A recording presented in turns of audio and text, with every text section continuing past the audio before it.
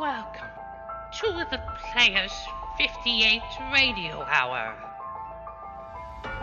Once again, the keeper of the book has opened the ponderous door to the secret vault where it is kept the Great Sealed Book, in which is recorded all the secrets and mysteries of mankind throughout the ages. Here are tales of every kind, tales of murder, of madness, of dark deeds strange and terrible beyond all belief. Keeper of the book, I would know what tale we tell this time. Open the great book and let us read. Slowly, the great book opens. One by one, the keeper of the book turns the pages and stops. The strange story of a scientist who delved into the unknown to frightening results. A tale titled Beware of Tomorrow. Have problems with your everyday pests? Well, call us. We're the best. We know it all. We're experts at under-the-porch raccoons and ants on our spoons. Getting pests is what we do best. All of our work is safe and efficient. Hey there, what's the matter? There's a mouse in my house. Well, no problem, miss. I know exactly who to call. Put the pests to rest. If you got pests to tackle, call us and forget the hassle. Come visit us at Put the Pests to Rest, 1 mile up the road from Pat's Hats. Here's the tale, Beware of Tomorrow, as it is written in the pages of the sealed book. Our story begins as Sheriff Ramsey brings her car to a stop in front of an old mansion in a desolate section of New England. A young woman gets out of the car and speaks to the sheriff.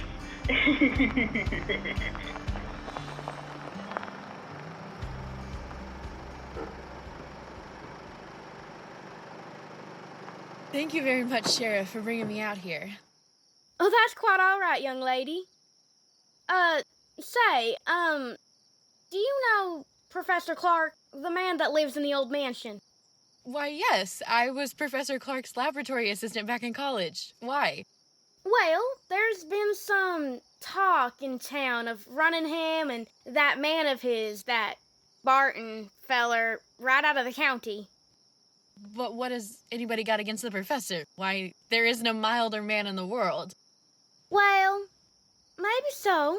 But folks has got wind of what happened at the state penitentiary over in Hillville last year. Sheriff, you're talking in riddles. What did happen?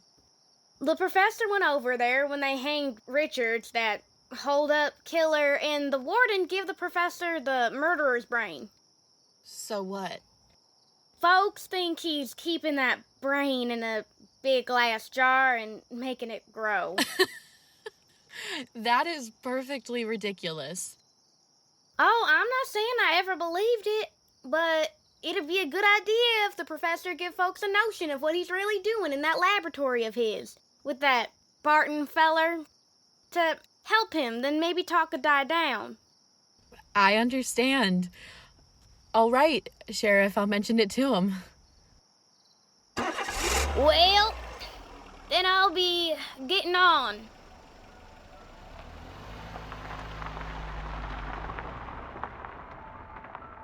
A few moments after, Dr. Rosemary Dale had knocked on the door of the ancient mansion. A frail, white-haired old man answered the door, an old man who could hardly speak at his joy as he gripped Rosemary Dale's hand. He led the way down a long hall to a great room where strange equipment took up almost every inch of space, where torches and electric furnaces, generators, batteries, and great glass vats. Dr. Dale stared around him in intense curiosity as Professor Clark helped her off with her hat and coat. Come, Rose, sit by the fire. I got your letter and it made me so curious I took the first train. You promised me a surprise. Is this it? This amazing laboratory? No, my dear. We'll come to that in a moment. After you've met Barton, my assistant. Oh, Barton? Yes, Professor? Dr. Dale has arrived. I want you to meet her. Why, of course. How do you do, Dr. Dale? How do you do? Both of us, have been looking forward to your visit. Yes, the professor's letter made me so curious I couldn't stay away. Barton, is Alpha making some coffee? Yes, he started it when we heard the car. Alpha? Who's he? Our general man of all work. A truly amazing fellow. Ah, here he comes now. What in the world? Shout, Alpha, serve coffee.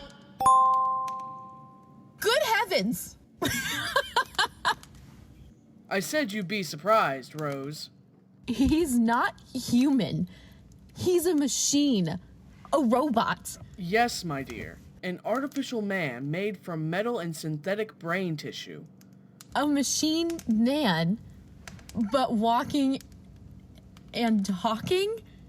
Now, he's not very pretty, but then the professor was mostly interested in making sure he'd work. Well, he must weigh a ton. No, only about 300 pounds. You see, Alpha is mostly aluminum and other light alloys. Inside his aluminum plates are some new batteries I've devised, together with miles of fine silver wire and a dozen electric motors, only to give you the highlights. Shout, Alpha, serve coffee. Yes, Alpha. Put it on the table here and pour a cup for Dr. Dale. Alpha, do so.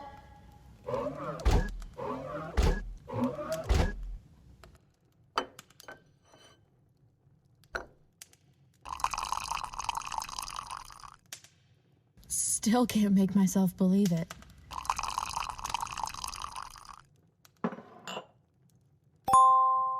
Alpha, poured coffee. Go on, Rose. Take it. Oh, yes, of course. Thank you.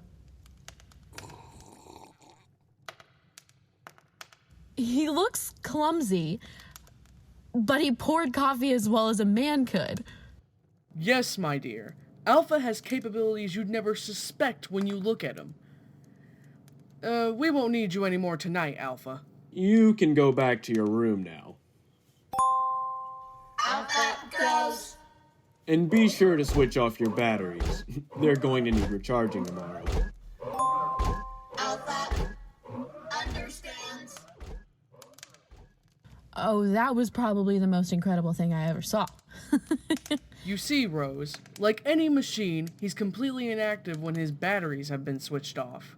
But his brain continues to function.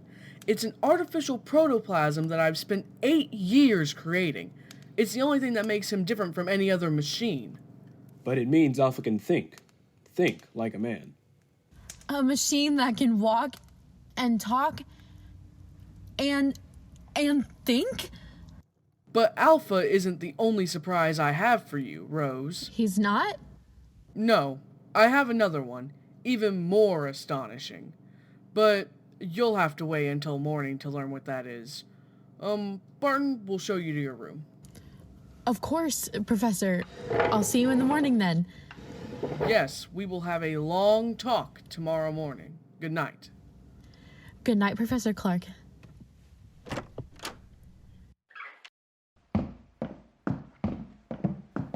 Oh, Dr. Dale.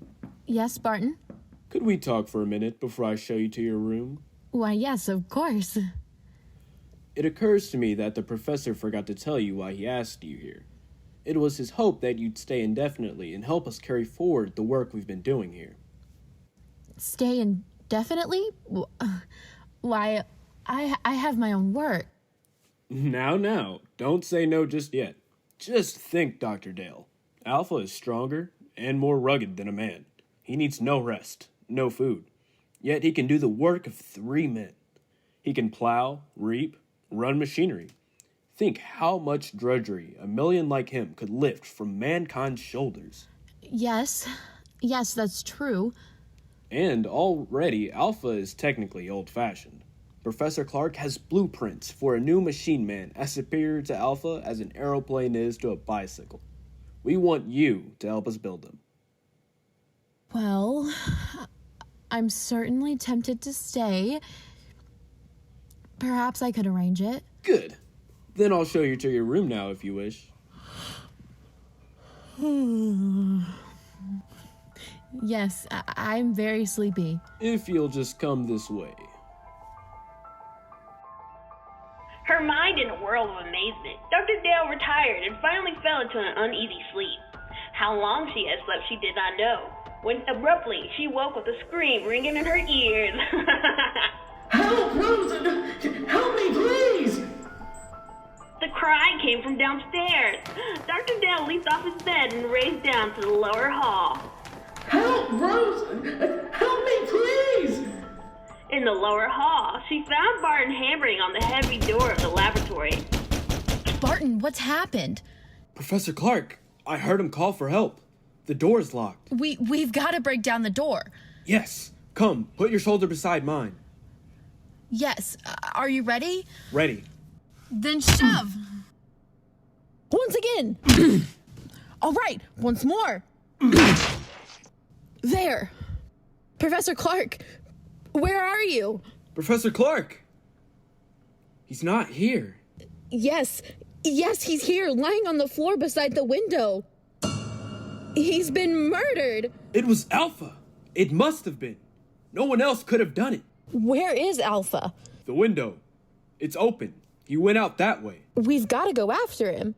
I'm afraid it's hopeless. At night, in these woods, we couldn't possibly find him. No, you're right. Of course. It'll be morning soon. Then I think he'll come back. He knows he can only go for a few more hours before his batteries must be recharged. But Barton, why did he kill the man who created him?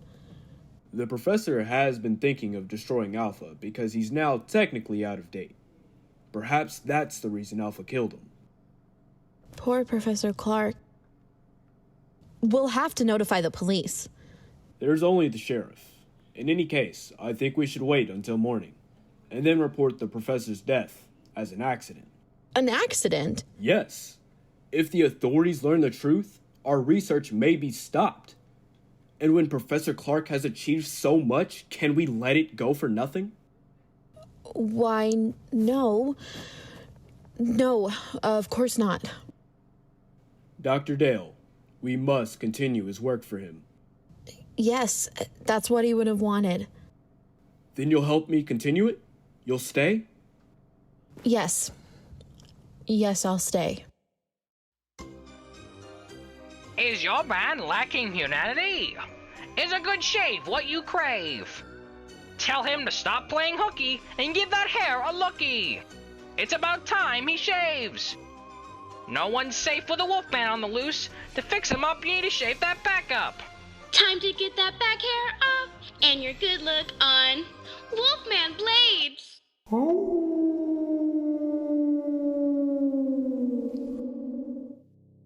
And now, to continue the story, beware of tomorrow, as it is written in the sealed book. Greatly upset by Professor Clark's tragic death, Dr. Dale returned to bed and at last fell asleep again into an uneasy sleep. A sleep in which she was haunted by dreams of Alpha, the metal monster Professor Clark had created. When she awoke, the sun was shining and she could hear Barton moving around downstairs. She dressed and went down to find Barton getting ready for breakfast. Ah, good morning, Dr. Dale. Good morning, Barton. Any sign of Alpha? Not yet. I thought that, while you ate, I might outline some of the problems facing us. Yes, that's a good idea. You see, though Alpha's brain is of synthetic protoplasm, it is not completely artificial.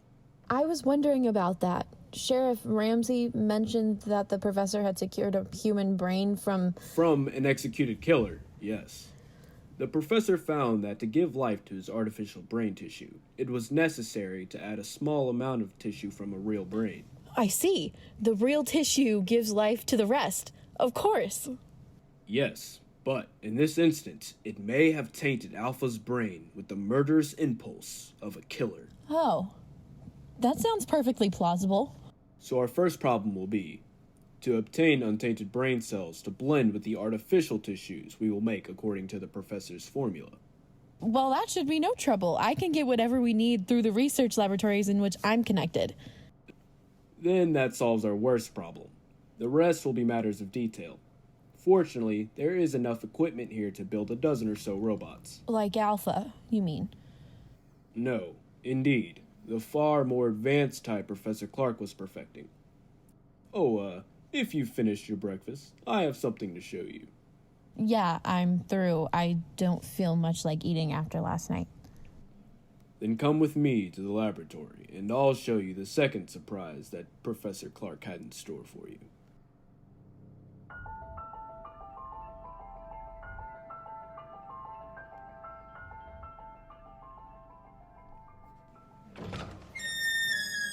Ah, here we are. Now, what I'm going to show you is in this box. Not another robot. Yes, I'm a second mechanical man the professor built a few months ago. This one, though, was a failure. You mean it wouldn't work? It worked too well. I don't follow you. It was too intelligent. Professor Clark called it Beta, and Beta's brain power was greater than that of any human scientist who ever lived. But Beta was insane. Good heavens. He represented, however, a tremendous technological advance. Look. Why, he looks exactly like a human being. Yes. Professor Clark used me for a model when he built Beta. It's an excellent likeness. Here, touch the face, Doctor. All right. It feels smooth and rubbery with a hard surface underneath. The surface is a new plastic Professor Clark developed with which he could imitate exactly the appearance of human skin. Underneath is an aluminum body on which the plastic was baked. I see. Beta's hair, eyes, and teeth are all artificial too. But he walked, talked, and acted so much like a human being that no man alive would have guessed his secret. No, you would have fooled me completely. Did you say he was insane? From the human viewpoint, yes. He considered himself superior to the human race. With his enormous brain power, he intended to make himself ruler of the world. You're joking. Not in the least. That was why Professor Clark destroyed him just in time. He had made plans to take over this laboratory and construct dozens of mechanical men like himself. And then, with their help, he was going to enslave all mankind. Barton, if that can happen once, it might happen again. I don't believe we should continue Professor Clark's work after all. Oh, there's no danger now, Doctor. You see, Beta also had a brain which contained tissues taken from that of the condemned murderer. But we will select the brain tissues we use from the highest types that are available. Well, in any case, we must proceed with the utmost caution. Of course, Doctor. Shh, listen.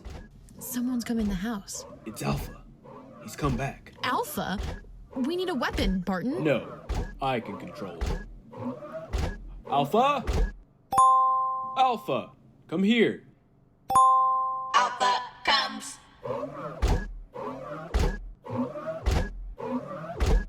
Alpha, you killed Professor Clark. Why did you do it? Professor said he would destroy Alpha. And you killed him because of that? Alpha not want to be destroyed. But you're a machine. What difference does it make to you? Alpha is machine that lives. Alpha stronger than you. Alpha better than you. Alpha, be quiet. We want to know where you've been. Did anyone see you? 2 men saw Alpha. What do you mean? 2 men driving automobile saw him. And what did they do? They tried to hit Alpha with automobile. And then what happened? Alpha stopped automobile. Alpha killed 1 man. Killed him? Other man ran into woods. Alpha not find Alpha, come back.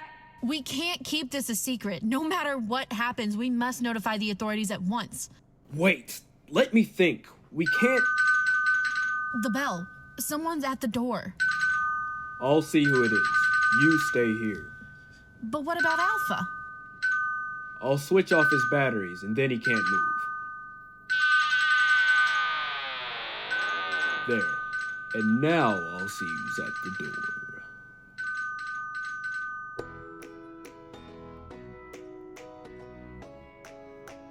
Do your animals get cold at night due to the frigid temperatures outside? Yes! Do you have exposed pipes that need insulation? Yes! Do you often burn your hands on hot metal when baking? All the time! Well, we've got the solution. You do? What you need is Brandon's bestest asbestos. Asbestos? What's that? I'm glad you asked. Asbestos is a mineral that serves as the best insulator money could buy. But is it safe? What a doll. It has been tested by our top scientists and has been proven to be completely safe. Is it affordable? Why, it's very affordable.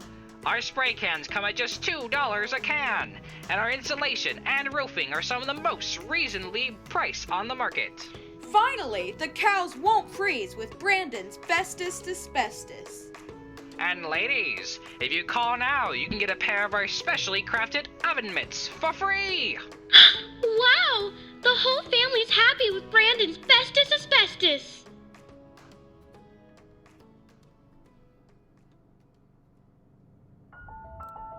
And now, to continue the story, beware of tomorrow, as it is written in the sealed book. Dr. Dale waited tensely as Barton went to answer the doorbell. She heard the door open and recognized the excited voice of Sheriff Ramsey speaking.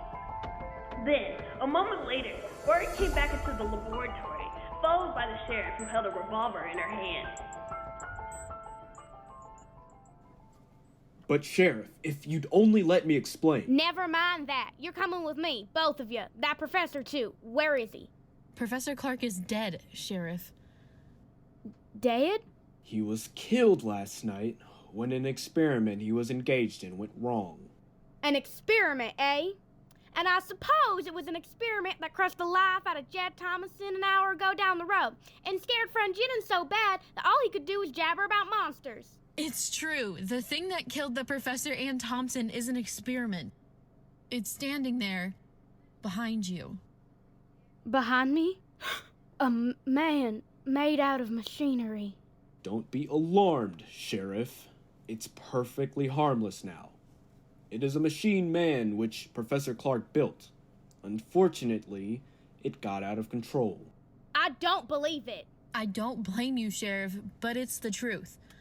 I think I can convince you. What are you doing? Stand still, or I'll shoot. I'm simply going to switch Alpha on. There. Now he can move and speak as well as you or me. That thing. Talk. You're lying. You're up to something. Alpha, will you tell the sheriff that it was you who killed Mr. Thompson? Alpha killed man. What? Man tried it. Alpha with car. Why? So that's what the professor was doing. All this time, building that thing. Now, Sheriff, surely you realize that we are not murderers. Well, maybe not, but you're coming to jail just the same. You're partly responsible anyhow. But Sheriff... Anyway, it's for your own protection. There's a mob on their way out here, and they're gonna burn this place down. I gotta put you in jail for your own safety. That mob's ready to kill you right now. Burn the place down? That's what I said. So turn that machine thing off and come along. We ain't got much time. No. All this equipment, machinery, the professor's notes, they must not be destroyed. We must stop them. Yes, Sheriff. The loss to science. Never mind science. You got your own skins to worry about. That mob means business, so let's get started. I'm afraid we can't do that, Sheriff. I've got a 6-shooter here that says different. We have no choice, Barton. Oh yes, we have. Alpha, take the gun away from this man. Alpha will do. What are you doing? Stop him! You stop him or I'll... No! No! Let go of me! Ah! Barton, stop him! Stop him! Too late, Dr. Dale. Alpha's crushed him. Yes, Dr. Dale. The sheriff is dead. Now you're a murderer. In a good cause. The life of one man or a dozen men cannot stand in my way. You don't expect me to keep silent about this, do you? Oh, I think you will. Alpha. Alpha! He doesn't answer. His batteries must have gone dead.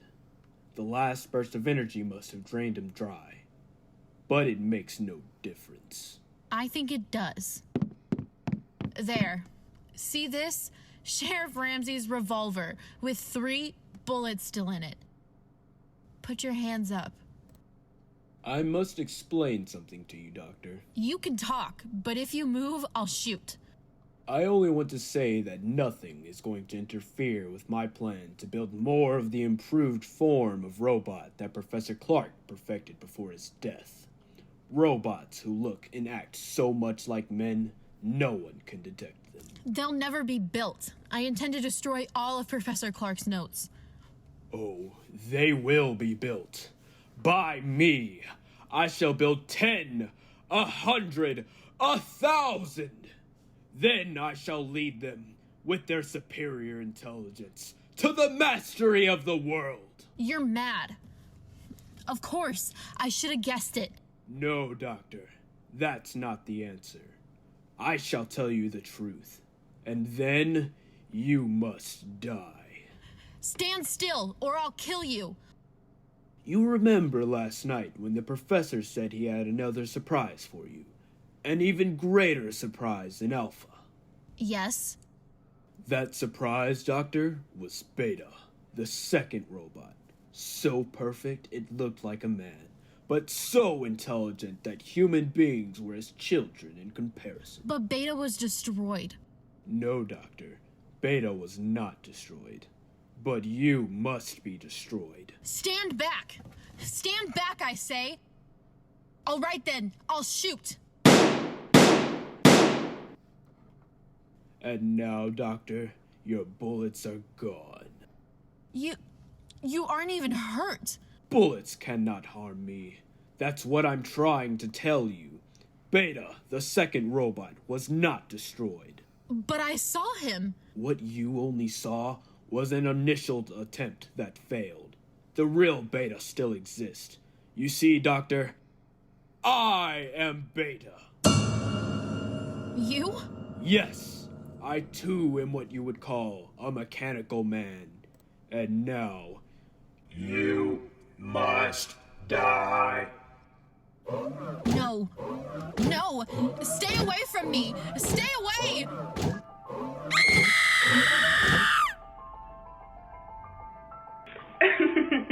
And so ends the tale Beware of Tomorrow as it is written in the sealed book. Shortly after Dr. Dale's murder, a fire swept through the old mansion, burning it to the ground. Till this day, the ruins are avoided by the natives, for cursed is the ground where evil has dwelt. Are you tired of flipping your food while cooking?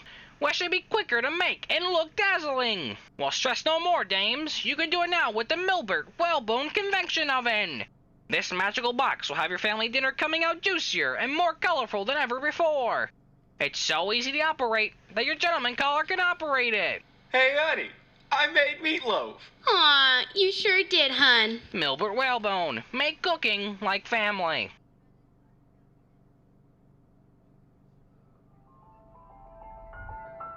And now, keeper of the book, before you close the great book, show us the tale we tell next time. This one? Ah, yes, the tale of a man who thought he was giving her the perfect gift, caroling, mistletoe, and mayhem. He just got put on Santa's hit list. The topaz flower. Be sure to be with us next time when the sound of the great gong heralds another strange and exciting tale from the Players 58 Radio Hour. Beware of Tomorrow was originally aired on July 29th, 1945, on The Sealed Book. The Sealed Book was written by Bob Arthur and David Kogan, and was produced and directed by Jock McGregor. All rights reserved by their respective copyright holders.